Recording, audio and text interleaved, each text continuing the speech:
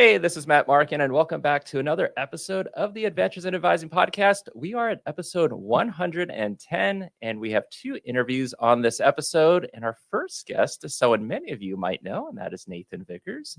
Unlike many of us, Nathan knew he wanted to be an academic advisor while he was still in college. He had the opportunity to work as an orientation advisor for 3 summers, and as part of that position, was able to advise incoming students on first semester classes.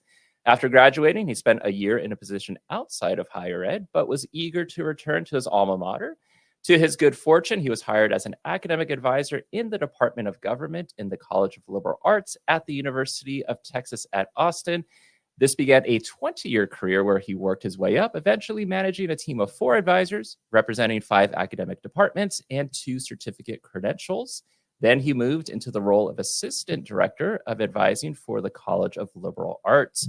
While at UT Austin, Nathan was an active member of NACADA, holding multiple leadership positions, including Vice President. He was the first advisory board chair for the newly created Emerging Leaders Program Advisory Board and also served as a mentor to 2 emerging leaders. Now, Nathan serves as the Associate Director for NACADA Consulting, a position he started just in July of 2024. Joining this incredible group of dedicated colleagues has proven to be yet another highlight in his career. Nathan, welcome to Adventures in Advising. Thank you, Matt. I'm so glad to be here. I really appreciate this. Yeah, and we got to chat a little bit at the Pittsburgh conference. I'm sure I'll throw a question in there about this past conference, but I think you got to tell us more about your background and already knowing that you wanted to be an academic advisor, because you're one of very few people I know that has been on the podcast that has said, I knew in college I wanted to be an advisor. So expanding from your bio, tell us more about your higher ed journey. Yeah, it was a big epiphany moment. And I remember having an opportunity. I was just meeting incoming first year student after another, just one after another. And the more I did it, even though I was getting tired, because it's tiring after a while having all those conversations, I was so excited to see the next student. And I knew right then, I was like, okay, I had a really good relationship with my academic advisor in college. I love this. And it was just such an exciting opportunity to meet with these students and talk to them. And I really and thoroughly enjoyed it. So I went to my academic advisor and had this, so I think I'm interested in becoming an advisor. How did you get here? Right. And like many academic advisors, her journey was not directly to academic advising, but yeah, I knew right away that this is something that I wanted to do. And it was just really kind of fueled by a whole day of appointments and loving every one of them. And that really, really encouraged me to pursue this. Yeah. And I know after you graduated, you spent a year outside of higher Mhm. ed. Did that kind of help solidify, I think for sure I want to be back in the higher ed realm and do academic advising?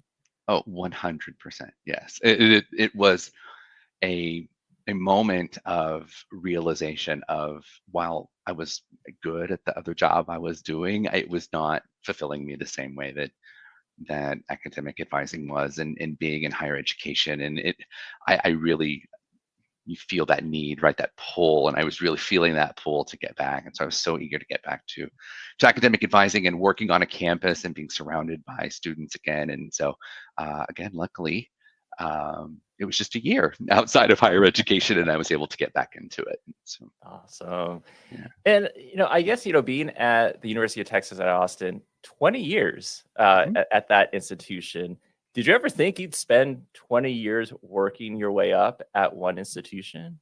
No, no. Because I mean, in all of my years too of knowing other higher education colleagues, that you work your way up, but a lot of times it's like you go here and then you go over here and then you go over here, right? There's some of that happens in higher education. And when I started, I never had any desire or thought of moving up, but it just sort of happened as careers evolve, right?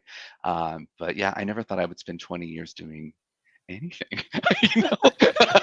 And here I was doing it before I blinked, and 20 years had gone by, and I realized that I'd had this incredible opportunity to work at this great school and be around all these great colleagues and learn so much. And so yeah, 20 years, like boom, it happened. Yeah. And I know you can't give like a specific type of answer to this question because everyone's story is different. But Yeah. having worked at one institution for 20 years, there might be listeners who are at a crossroads, maybe, of like, do I stay at the institution I'm at? I like my institution. I like where I work. There's some room for growth, but maybe there's not so much of a career ladder. I appreciate the opportunities I've been able to have, but part of me maybe wants to leave. Sometimes society might say that, you should diversify, Mhm. your career and maybe move around. What do you say to something to someone that might be at that crossroads? I would say trust your gut and listen to what's really telling you and what's really talking to you. Is it, Mm, do I want to move up and there's no space for me to move up here? Or did I have a bad day at my institution and I want to leave?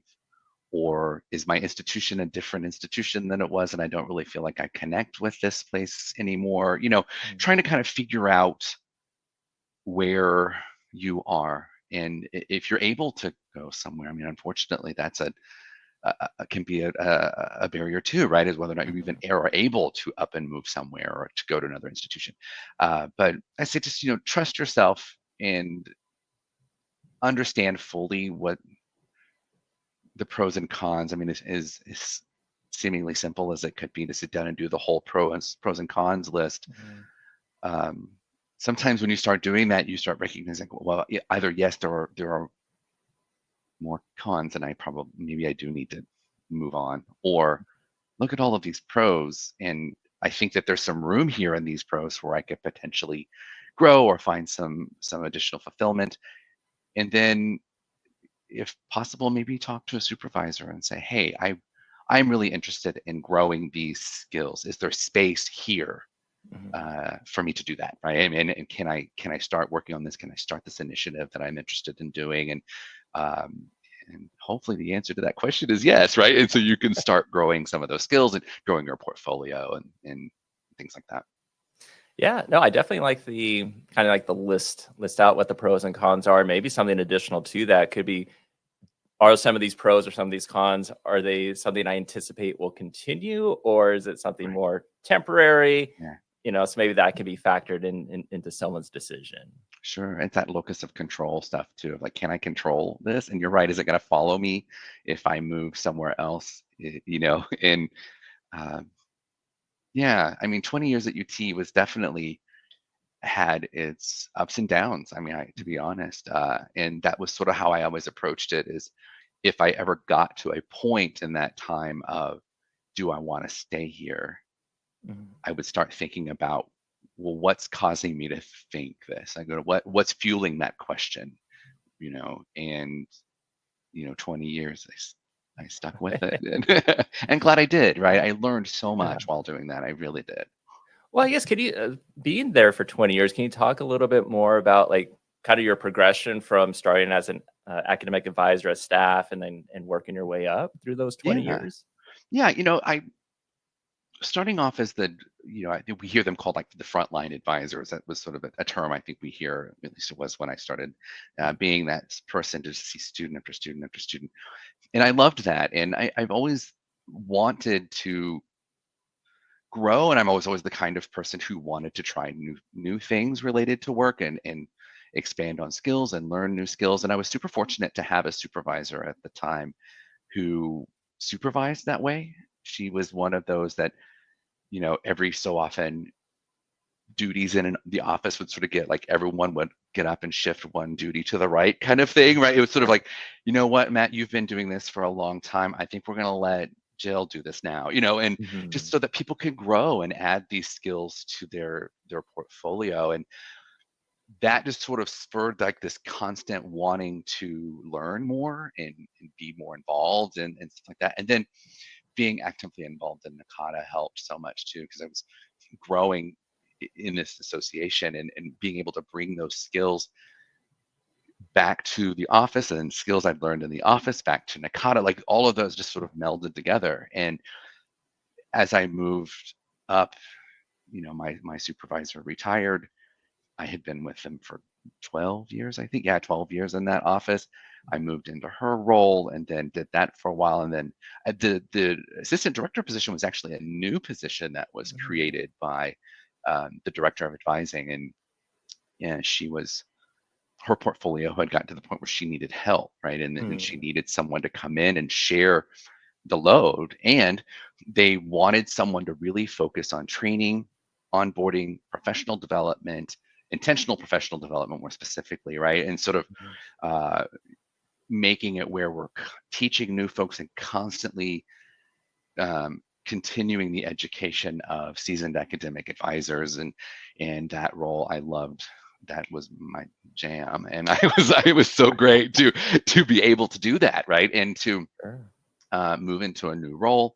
Had a great relationship with a director, and we started collaborating, right? And so that was sort of the way the journey happened. It was sort of I wanted to move up, and I wanted to do different things and grow my portfolio. And I that really always started, I think, at the beginning, having that supervisor sort of really encouraging everyone in her office to try new things.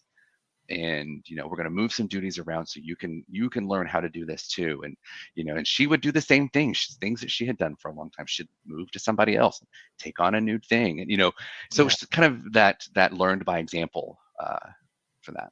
Yeah, it's great.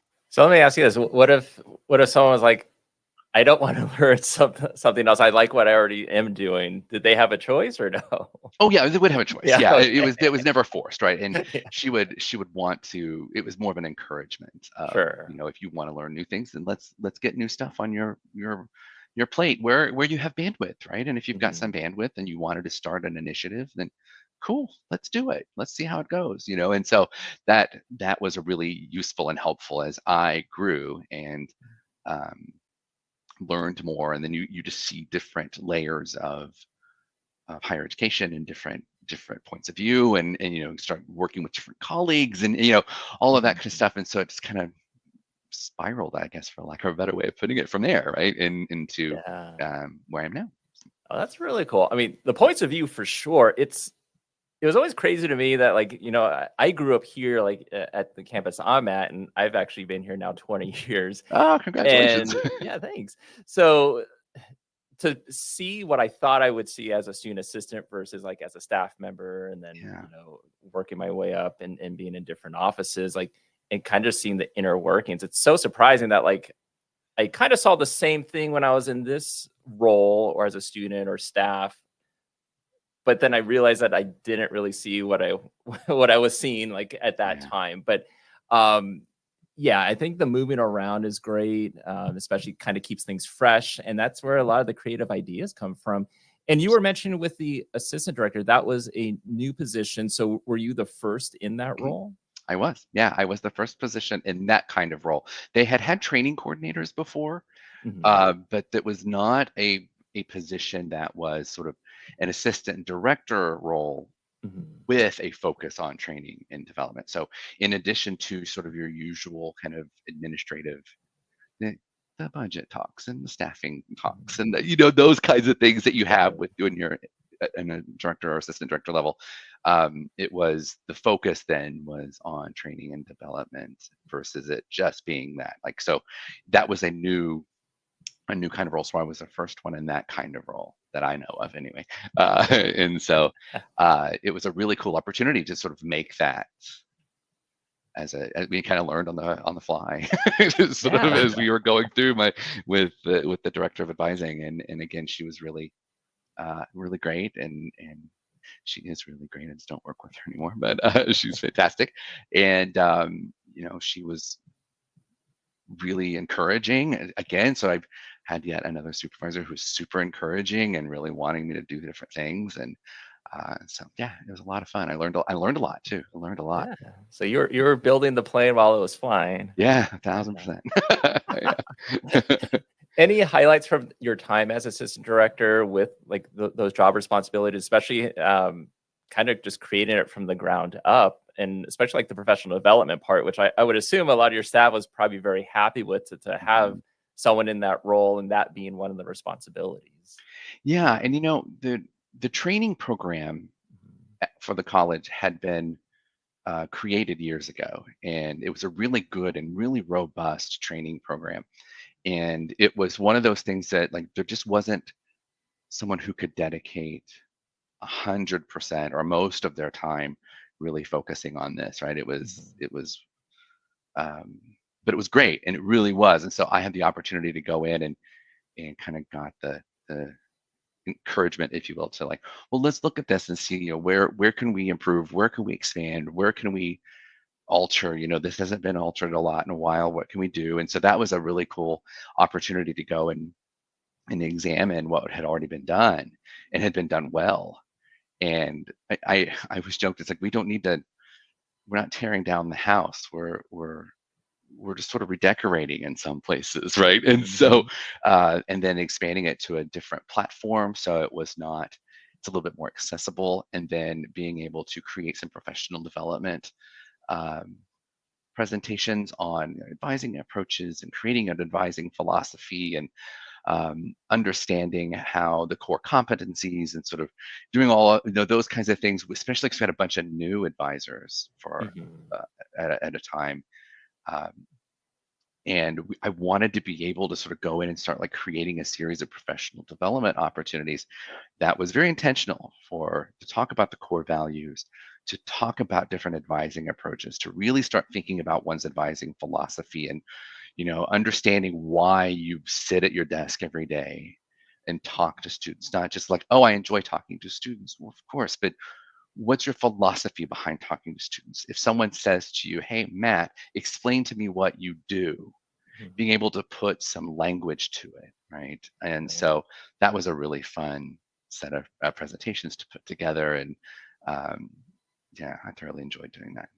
So some highlights there, and just the colleagues, and just sort of working with the folks who are managing teams. So I moved from being one of the managers of one of the advising teams, as I was said earlier in the bio, to that role of the assistant director. So I was still working really closely with my, they call them advising coordinators, is what the position is. And I was still working with them, but my role changed now. So we were really talking about training and professional development of the advisors on their teams, and for them, and for other members, the student workers, and like all of that kind of stuff. So it was a really cool opportunity just to take a step back and see the room, see what a larger angle of the room, if you will. Yeah. And then you were mentioning earlier about NACADA, and I'm always curious to, like, when did NACADA start fitting into all of this? Like while at UT Austin, you were also moving and shaking with the NACADA. Yeah. Do you remember what made you want to get involved in the organization? I think I had again, a boss who was really supportive, and she talked about it a lot. And it's interesting that my first year or so at the institution working with her, she was NACADA president. So I had a really interesting view of that, right? And so, and I think just being more involved and getting the opportunity to meet some of the folks in NACADA, and recognizing how great they were, and what a supportive community and big family that NACADA is, and this network. And I got really interested in it right away. And my first leadership role was, they were called interest groups then, and now they're advising communities, but the interest groups, and I co-chaired an interest group for new advising professionals. And it's like, so I'm in a room, I'm running this, and now a kind of advising community, to use common or current wording, of new professionals as a new professional. And so it was a really great opportunity to talk about and share our experiences and share resources, and sort of talk about the ups and the downs and the struggles and the goods and the bads, and all of that. And it was a really cool space to learn together. And that was when I was totally hooked to see NACADA as this incredible place where we can learn and grow and network and share, and it's safe. We can talk about things together, and that we all have a common language that we speak, and we all have some common experiences. Yeah. And and you've held multiple leadership type Mhm. positions within NACADA. So do any of those leadership roles rise to the top as whether they're the most influential roles that you've had, or any roles that stand out where you've learned the most? Yeah. Um, I think that the council, the board, and the vice presidency. The vice presidency, because I had the good fortune of being the vice president with Dana Zahorik, who was president at the time, and we just had a really good partnership. And I think, it's amazing when you're partnering with someone in a role like that, and you have this immediate like it just fits. Mhm. And I'm sure you've had those experiences where you're working with someone, like, we work really well together. And so that was a real highlight, and I enjoyed it very much. And um, I learned a lot. The NACADA Council was a lot of fun to really be able to see the working of NACADA, right? I mean, you're seeing it all happen in front of you as a member of the NACADA Council. I think what taught me the most, they all taught me a lot, but the most influential was probably being on the board of directors and sort of that strategic thinking as I went into roles at my institution that required more strategic thinking and larger picture kind of conversations. I really was able to draw on those skills that I had learned as a board member and talking about kind of down the road and strategic thinking and benchmarking and like all that kind of stuff. And so that was really helpful and it was really influential for sure. Yeah. And was it the Atlanta conference when you started as vice president? Yeah. Yes, I think. Or was it when I was stepping down? It was 16 to 17, I think. Oh, okay, yeah. Because I want to say Atlanta was 2016. Was it? Okay, then yeah, it must have been when I was stepping down. Yeah, and the reason I remember this is so I interviewed Dana Horick earlier in the year, at the very beginning of the year, and I was telling her the my story about her. So it was at the Atlanta conference, and it was probably I would assume it was we were at like the awards reception, and like we Yeah. were at one of the back tables, and Dana was sitting there, and then she introduced herself as Dana from the institution that she's at, said nothing about being NACADA president Yeah. or incoming president. And then she's like, "Oh, I gotta take care of something else." So she left, and then we finished the award ceremony. Then went to the keynote opening reception, and then there goes Dana on stage, and I'm like, "That's the person that was at our table. How come they didn't Yeah. say that she Yeah. was president?" But she was saying like, I didn't want to, come out there and be like, I'm Dana, the incoming president, Yeah. and I was like, I Same. totally get that. But it was a huge surprise. But that's always my Dana story that I'm gonna tell. Yeah. And I always felt that way too. It's like Yeah. I don't want to. I'm not going to walk around and throw titles out. I mean, if someone Mhm. asked me, like, yeah, I am but it was Right. really, especially if I was in a common reading or something like that. Like, I wanted to learn. I was there to learn Mhm. and network and connect with colleagues. And simply because I'm the vice president of NACADA does not mean that we're not colleagues, right? Right. And I want to learn from you. And so, yeah, that's Dana. She's Yeah. the best. Well, no, that's a great mentality for the both of you to have. And Yeah. I mean, I think that's also helped with probably other NACADA members being wanting to get more involved and that sort of thing. But I wanted to kind of transition to the fact that you are now at NACADA, but now as the associate director for NACADA Consulting. Yeah. So fancy title. This is the first role of its kind at NACADA. Yeah, I think so. Yeah, I don't. Again, another new position. So you're a trendsetter wherever you go. Yeah, yeah. There we go. Yeah, no. Yes, yeah. So it's a new position, and it's been an incredible journey so far.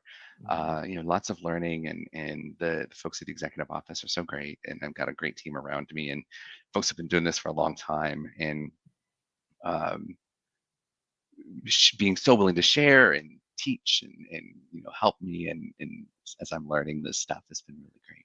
Yeah, and I know since July is when he started, Yeah. so a few months. But for you, how would you describe your role as associate director of NACADA Consulting? What does that all entail? The majority of it is sort of a kind of a larger kind of management of the NACADA services and being a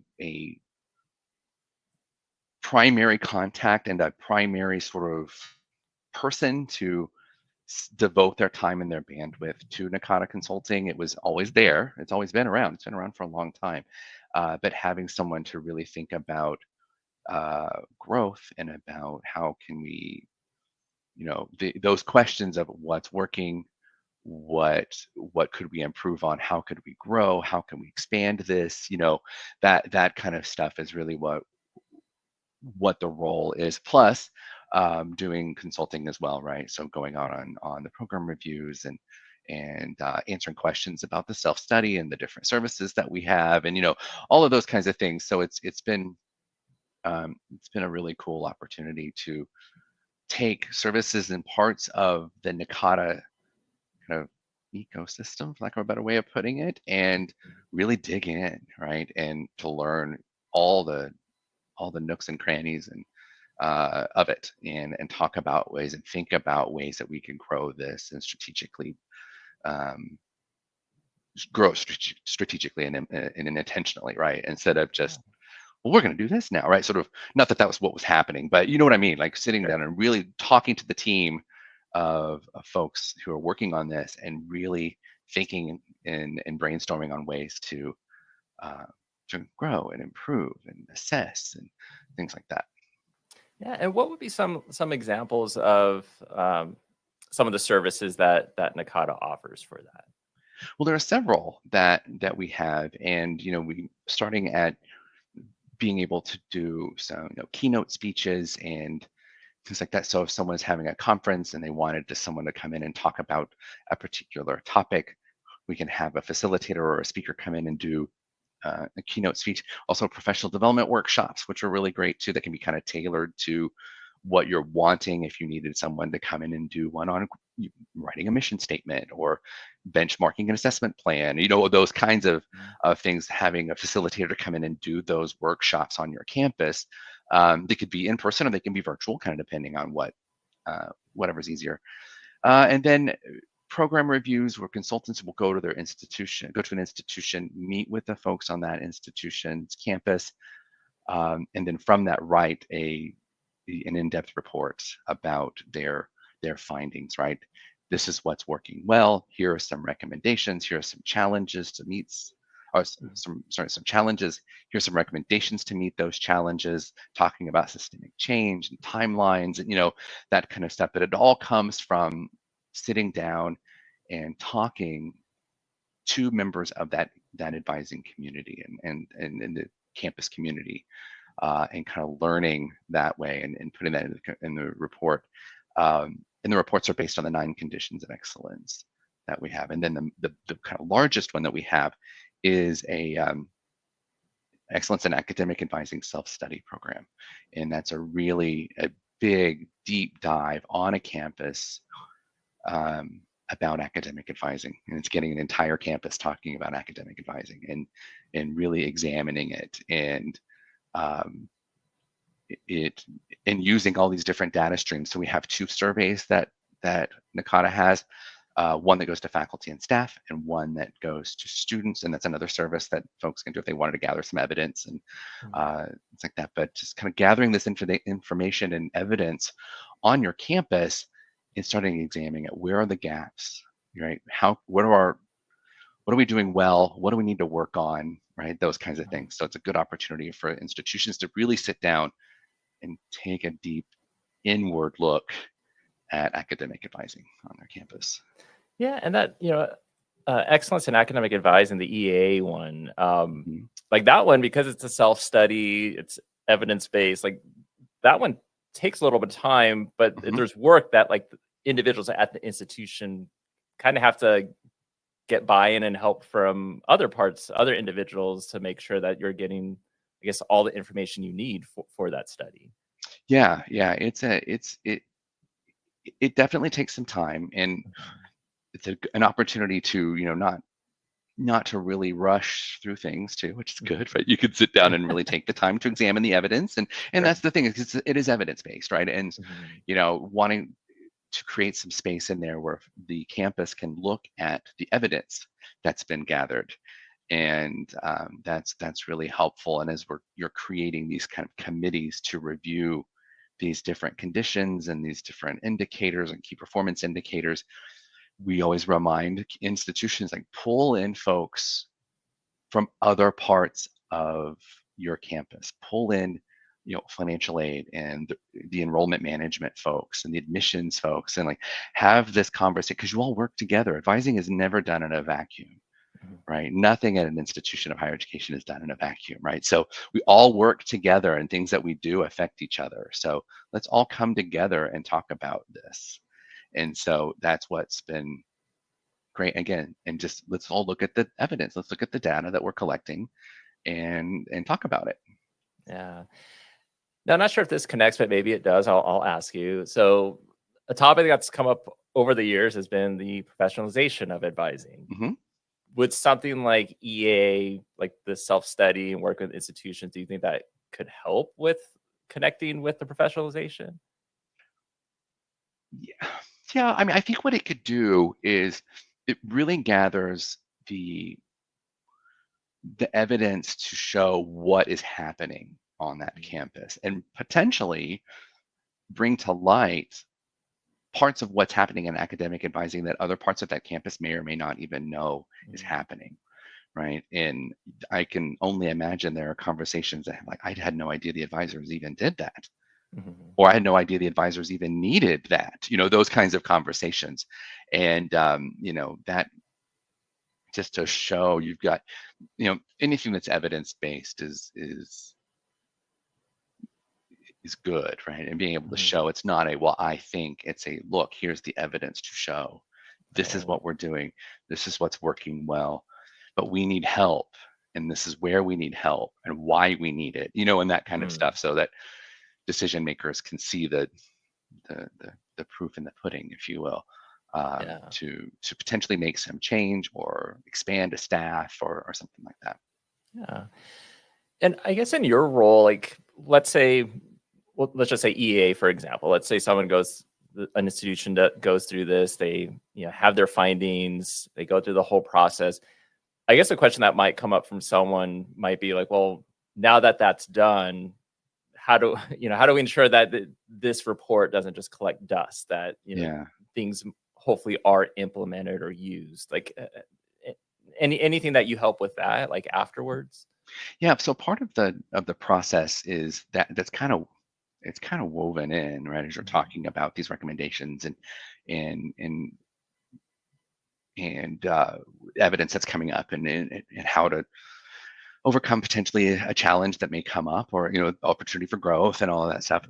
But then we can come in and do, this is where I think the workshops are really helpful. So if you've got recommendations that come out of a self-study or a program review, even, that says, well, we need to do this, and we need to create these, and we need, but I don't know if we know how to do that. Having NACADA come in and help with that, right? Having facilitators who have expertise in the area of benchmarking or mission statements, or what, creating a training and development program, or whatever that is, and coming and say, okay, well then we'll come out and do a workshop, and it can be a 1 day, 2 day, whatever is clever, and let's do that, right? And we can help you get that process started, so Mhm. that it isn't just a report that's in someone's inbox, right? It's Yeah. there's some actionable stuff in there, in making sure that change happens, right? And Yeah. affecting change on a campus. Well, speaking of change, question I want to ask you is: was it a hard decision to make that change, going from spending 20 years at your previous institution to making the jump and working for the executive office for NACADA in this role? Yes and no. And I say yes and no because, yes, in the sense that I had grown so close to some colleagues that I'd been working with for 20 years. And so, um, moving away from that kind of relationship with them, of course, was not an easy choice. Mhm. That was definitely in there, and there's always that fear of the unknown. And as much as I like to grow, and as much as I like to try new things, I am very much a kind of person who has a little bit of stress and fear for the unknown, right? That like, Mhm. oh my gosh, what if, I kind of what if myself to death sometimes. Um, and it was a little scary at first. I'm not gonna lie, to think about leaving an institution that I knew every brick of that campus. Mhm. I mean, I went to school there, I worked there, I had done so much on that campus. But I think what made that transition easier was I was moving to a position at NACADA. I also Mhm. knew NACADA really well. And Yeah. I knew what NACADA stood for, and I knew what NACADA was, and the kind of environment that is here. And so that helped, that kind of the fear of the unknown, it make it less fearful, because I knew that I wasn't going to some like random thing. I was going to a place that I knew was going to encourage and foster the same kind of growth and the same kind of support and the same kind of all of those things that I had at UT Austin, right? And then just the opportunity to do work like this, and you know advising students is, many of us do it. I got to say, all of us do it for one reason, right? And it's not the paycheck. It's not. It's great, but it's students, right? And wanting to help students, and that's really why we get up every morning and would go sit at our desks and see student after student after student, right? Because we love it and we love working with them. And while I was sort of thinking about, wow, I'm not going to really get to do that anymore. Um, our associate dean, I was talking to the associate dean at the time, and she said, you're not going to do that anymore. But what you are going to do is you're still serving students. Mhm. And I was like, that's true. I'm going to now get the opportunity to go work with institutions. And if we can help an institution improve advising and improve retention of advisors and improve the experience of an advisor on that campus, so that they then turn around and the student experience is better, and we're helping students still. Like, I still have that connection to students. They're a little bit further away now, but I know that the work that we're doing is still all about them, all Mhm. about their learning, all about their success, all about their ability to achieve their goals, and us to help them and cheer them on along the way. I'm not doing that at a desk anymore, right? But knowing that if we could go in and help an advising office or advising on a campus improve or affect some real change or something like that, that's going to ultimately improve the academic advising experience for students. And that's, once again, what it's all about. Right? Yeah.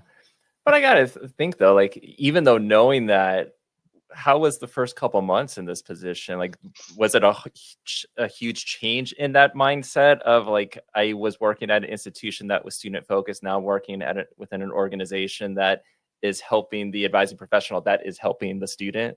Yeah, it was a little, yeah. And thinking about like, okay, having to shift the focus to the profession of Mhm. advising. And that's another thing of being able to really affect the profession of advising, right?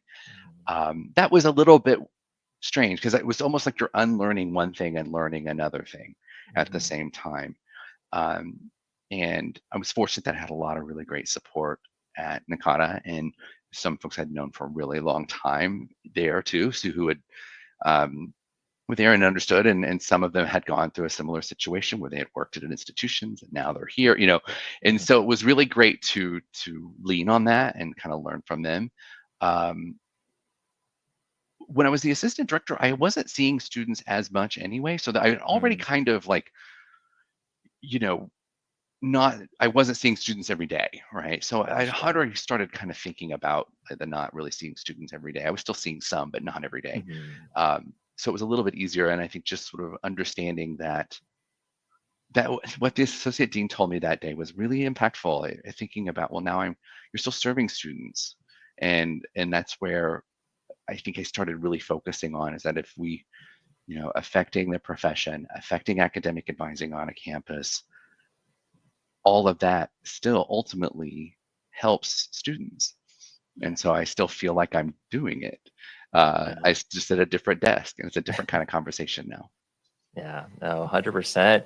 And, you know, and we're speaking about NACADA. So just a few weeks ago was Yeah. the annual conference in Pittsburgh. So what was your experience like being not attending as a NACADA member, but as part of the executive office, just being in Pittsburgh at the NACADA conference? It was eye-opening. I learned a lot, and it was a lot of fun. I know it sounds interesting to think about like putting on such a big conference, and yeah, I had no idea all the moving parts. Like there are moving parts, especially when you're in leadership, you kind of have a little bit better understanding at some points anyway about kind of like, oh yeah, there's all this stuff going on, and but just being part of that team and recognizing how dedicated everybody in the executive office was to pulling the conference, coming together, like pulling together, making the conference great, making the attendance or the experience of the attendees good and positive, and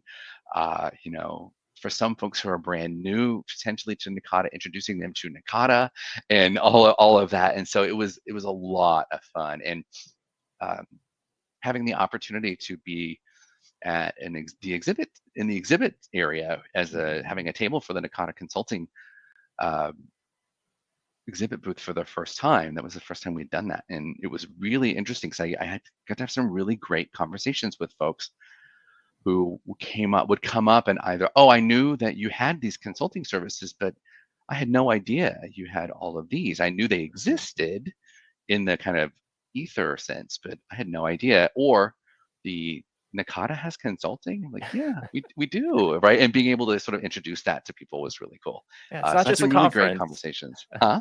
It's like it's not just the conference. There are Yeah, other things NACADA does. absolutely, right. And introducing them, especially if someone was relatively new or something like that, and introducing them to the other parts of the conference, and making those connections. I got a stack of business cards, and that was really exciting. And just making those connections with people. So it was a lot of fun. I really enjoyed it.